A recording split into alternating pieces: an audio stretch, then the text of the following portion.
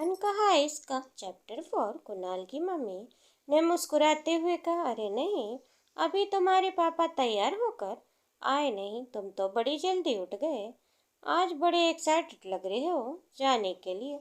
कुणाल ने नाम में सर हिलाते हुए कहा, अरे नहीं मम्मी, एक्साइटेड कहाँ, मैं तो बस पापा की डांट से बचना चाहता हूँ। इतना बोलकर कुणाल भी एक चेयर पर बैठकर जल्दी जल्दी नाश्ता करने लगा। उसके पापा भी नाश्ता करके ऑफिस के लिए निकलने लगे। कुणाल भी उनके साथ ऑफिस के लिए निकल गया।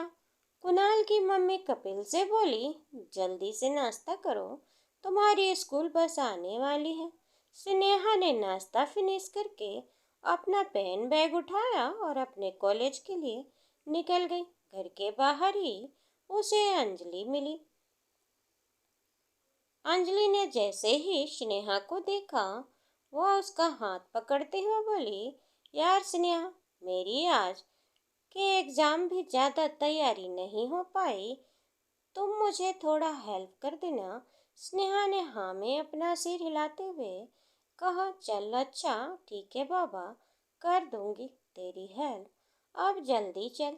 दोनों कॉलेज पहुंची और कॉलेज की सीढ़ियों पर जल्दी जल्दी चढ़ने जा रही थी कि तभी अचानक से स्नेहा का पैर मुड़ा और वह सीढ़ियों से लड़खड़ाते हुए गिरने लगी। जिस टाइम स्नेहा सीढ़ियों से गिरने वाली थी, उसे अपनी पीठ के पीछे एक हाथ महसूस हुआ जो काफी मजबूत था और उन दोनों हाथों के सहारे स्नेहा को गिरने से बचा लिया। स्नेहा जल्दी से संभल कर पीछे मुड़कर देखने लगी। उसके पीछे कोई और नहीं बल्कि एक बहुत ही हैंडसम सा दिखने वाला लड़का खड़ा था, जिसे दोनों हाथ अभी भी स्नेहा के कमर पर थे। स्नेहा उस हैंडसम लड़के का चेहरा देखती रह गई और कुछ देर तक तो उसे समझ ही नहीं आया कि वह क्या बोले। जब स्नेहा कुछ नहीं बोली तो वह लड़का स्नेहा की आंखों में आंखें डालकर देखते हुए बड़े प्यार से बोला, अरे आप ठीक तो है ना, संभल कर चलिए, सीढ़ियाँ, अगर आप गिर जाती तो आपको काफी चोट लग जाती। आपका पैर मुड़ गया था, आपको कहीं लगी तो नहीं। उस लड़के ने स्नेहा की फिक्र करते हुए एक सांस में इतने सारे सवाल पूछ लिए कि स्नेहा कुछ नहीं बोल पाई और उसकी बात दिखावा बिना जवाब दिए ही जल्दी से अपनी रूम की तरफ भागने लगी। उस लड़के ने सोचते हुए कहा, यार बड़ी अजीब लड़की है, उसे गिरने से बचाया और उसने मुझे थैंक यू, धन्यवाद, शुक्रिया कुछ भी नहीं बोला।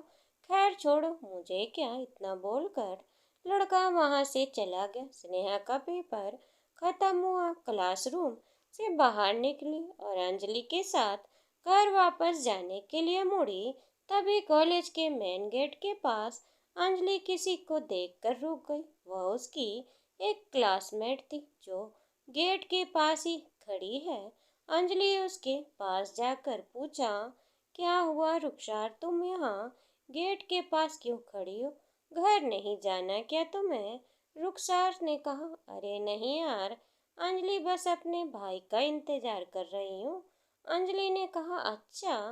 तभी रुखसार सड़क की दूसरी ओर इशारा करते हुए बोली, वो देखो मेरे भाई आ गया। और रुखसार सड़क की दूसरी तरफ जाने लगी। अंजलि ने स्नेहा का हाथ पकड़ा और वह दोनों भी सड़क क्रॉस करने लगी और रुखसार के साथ उसके भाई के पास जाकर तीनों रुकी। भाई के और पास जाकर स्नेहा ने जैसे ही उस लड़के को देखा, वो उसे देखकर तुरंत बोली, अरे आप तो वही हैं ना? उस लड़के ने मुस्कुराते हुए कहा, जी हाँ मैं वही हूँ। इतना कहकर वह मुस्कुराने लगा। रुखसार और अंजलि उन दोनों का मुंह देखते बोली, कौन वो? रुखसार ने कहा, अरे स्नेहा, क्या तुम मेरे भाई को जानती हो? स्नेहा और रुखसार का भाई दोनों ही जल्दी से बोले, नहीं नहीं, हम दोनों एक दूसरे को नहीं जानते। स्नेहा ने भी जल्दी से बीच में बोली, अरे वह सुबह मेरा पैर सीढ़ियों से लड़खड़ा गया था ना, इन्होंने मुझे गिरने से बचा लिया था और मैं एग्जाम की टेंशन की वजह से इन्हें थैंक यू भी नहीं बोल पाई। रुखसार के भाई मुस्कुराते हुए कहा, अरे कोई बात नहीं, अब बोल दीजिए। स्नेहा उसकी बात सुनकर तुरंत बोली, sorry and thank you mister. इतना बोलकर रुखसार का मुंह देखने लगी। रुखसार ने कहा, मिस्टर शोएब, मेरा भाई का नाम शोएब है। शोएब भाई है मेरी क्लासमेट, ये अंजलि और ये स्नेहा। शोएब स्नेहा को थैंक यू के बदले में माय प्लेजर बोलकर वो अंजलि को हेलो बोलकर हंसता हुआ बाइक स्टार्ट करने लगा। रुखसार बाइक के पीछे बैठी और दोनों घर चले गए। तभी अंजलि ने स्नेहा से कहा, अरे स्नेहा, रुखसार का भाई कितना हैंडसम था ना। स्नेहा अंजलि की तरफ देखकर उसे घूरते हुए बोली, क्या पागल लड़की, कुछ भी बोलती है। चल सीधे घर चलते हैं। और इतना बोलकर अंजलि का हाथ पकड़ते हुए घर की तरफ चलने लगी। रास्ते में एक बार फिर अंजलि ने स्नेहा उसे कहा, क्या तुझे सच में वह लड़का हैंडसम नहीं लगता। स्नेहा ने अंजलि से पूछा, किस लड़के की बात कर रही है तू। अंजलि अपना माथा पीटते हुए उससे कहा, हे भगवान, ये लड़की का दिमाग सिर्फ किताबों में ही लगा रहता है। उसने स्नेहा का सर पर एक टपली मारकर बोली, रुखसार का भाई, जिसे तू अभी थोड़ी देर पहले हम मिले थे। स्नेहा उसे घूरते हुए देखकर बोली, यार तू भी कमाल करती है, बस कर, अब भूल भी जाओ उसको। अंजलि अपनी भावों को सिकड़ते हुए बोली, मैं क्यों भूलूं, तू ही भूल। इतना हैंडसम बंदा था, मैं उसे फ्रेंडशिप करने वाली हूँ। कल अगर रुखसार फिर से अपना भाई को लेकर कॉलेज आएगी, मैं पक्का उसे फ्रेंडशिप कर लूंगी। अंजलि की बातें सुनकर अपना सर दाएं बाएं हिलाते हुए बोली, अंजलि तू बिल्कुल पागल है। अंजलि दांत दिखाते हुए बोली, हाँ थोड़ी सी हूँ। बात करते करते स्नेहा का घर आ गया और अपने घर चली गई। अंजलि वहीं से अपने घर की तरफ मुड़ जाती है। घर पहुंचकर स्नेहा रूम में जाकर फ्रेश हुई और लंच करने बाहर आकर मम्मी से बोली, हाँ मम्मी, आज का एग्जाम मेरा अच्छा हुआ है।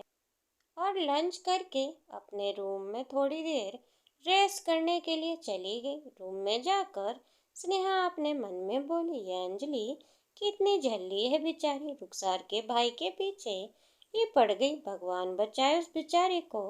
क्या नाम था उसका? अम हाँ, शोएब। स्नेहा ने ये सब बोलकर खुद में ही बड़बड़ाकर मुस्कुराने लगी और मुस्कुराते हुए उसे शोएब का चेहरा नजर आया और स्नेहा मन ही मन बहुत अलग फील करने लगी। उसे समझ नहीं आ रहा था कि वह उस लड़के के सोच कर इतना क्यों ब्लश कर रही है। और स्नेहा अंजलि की सारी बातें सोचते हुए मन में बोली, हैंडसम होने से क्या होता, इंसान दिल का अच्छा होना चाहिए बस। फिर थोड़ी देर बाद खुद में ही सवाल करते हुए बोली, यार वो बंदा शोएब दिल का भी बड़ा अच्छा लगा। उसने मुझे कमर से पकड़ा था सीढ़ियों पर, फिर से मुझे जरा भी अनकंफर्टेबल फील नहीं हुआ। इतना सोचकर स्नेहा उठकर बैठ गई और उसने धीमी आवाज में कहा, क्या मैं भी पागलों की तरह उसके बारे में सोच रही हूँ। मुझे अपनी पढ़ाई पर ध्यान देना चाहिए। और स्नेहा फिर अपना बैग लेकर बैठ गई और पढ़ने लगी। पहली बार ऐसा हो रहा था कि स्नेहा पढ़ने की कोशिश कर रही थी, लेकिन उसका दिमाग पढ़ने में कम और शोएब की तरफ ज़्यादा जा रहा था। स्नेहा ने 2-3 बार कंसंट्रेट करके पढ़ने की कोशिश की, लेकिन सारी कोशिशें बेकार जा रही थी। स्नेहा को समझ नहीं आ रहा था कि ऐसा उसके साथ क्यों हो रहा है। वह ना चाहते हुए भी बार बार शोएब का सोचे जा रही थी। उधर शोएब भी अपने घर लेटा हुआ सोच रहा था, यार ये स्नेहा भी कितनी अजीब लड़की है। पहले बिना कुछ बोले ही भाग गई और फिर बाद में मिलने पर थैंक यू के साथ साथ सॉरी भी बोल रही थी। शोएब ने खुद से ही सवाल किया, अरे यार, मैं उस लड़की के बारे में क्यों सोच रहा हूँ? और इतना बोलकर वो चुप हो गया। फिर थोड़ी देर बाद स्नेहा का सोचते हुए मुस्कुराने लगा। तभी रुखसार ने उसका कमर बाहर से नोक किया और अंदर आते हुए बोली, क्या हुआ भाई, अभी तक आप सोए नहीं? नींद नहीं आ रही क्या? शोएब ने रुखसार से कहा। अरे नहीं, बस सोने ही जा रहा था। क्या हुआ, तुम आज मेरे कमरे में कैसे? रुखसार ने कहा, भाई कल मेरा लास्ट एग्जाम है और मुझे एक चैप्टर समझ नहीं आ रहा। क्या आप मेरी थोड़ी हेल्प कर दोगे? शोएब ने कहा, हाँ हाँ, आओ मैं तुम्हें समझा देता हूँ। ज्यादा नहीं पर थोड़ी बहुत हेल्प कर ही सकता हूँ। इतना बोलकर शोएब रुखसार को चैप्टर समझाने लगा। स्नेहा अपने रूम से बाहर निकल कर आई और अपनी मम्मी से कहा, मम्मी पता नहीं क्यों आज मेरा पढ़ने का मन नहीं कर रहा। कपिल मम्मी के कुछ बोले ही बीच में बोल पड़ा, अगर पढ़ना नहीं है फिर चलो ना दीदी मेरे साथ बास्केटबॉल खेलो। स्नेहा कपिल के सर पर मारते हुए कहा, चुप कर, जब देखो तब बस खेल खेल ही किया करता है, कभी तू भी कुछ पढ़ लिया कर। कपिल स्नेहा के मुंह चिढ़ाते हुए बोला, मैंने अपना होमवर्क कर लिया है। इतना बोलकर वह अपनी बास्केटबॉल लेकर घर के बाहर चला गया। तभी स्नेहा की मम्मी स्नेहा से कहा, अगर पढ़ने में मन नहीं लग रहा तो कुछ देर आराम कर लो, उसके बाद पढ़ लेना। इसमें इतना परेशान होने वाली क्या बात है? वैसे भी तुम्हारी पूरी तैयारी हो ही चुकी होगी। स्नेहा हाँ में सर हिलाया और गेट के बाहर आकर खड़ी हो गई। तभी कुछ देर बाद कुणाल अपने पापा के साथ ऑफिस से लौट कर घर आया और अपने कमरे की तरफ जाने लगा। तभी स्नेहा कुणाल को देखकर उससे पूछा, भैया आज का आपका पहला दिन ऑफिस में कैसा गया?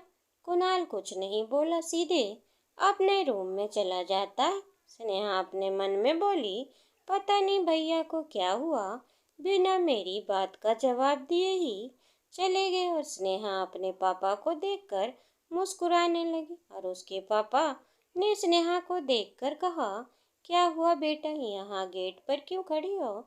स्नेहा बोली, कुछ नहीं पापा, बस थोड़ा बोर हो गई थी पढ़ पढ़ कर, इसीलिए बाहर फ्रेश एयर लेने आ गई।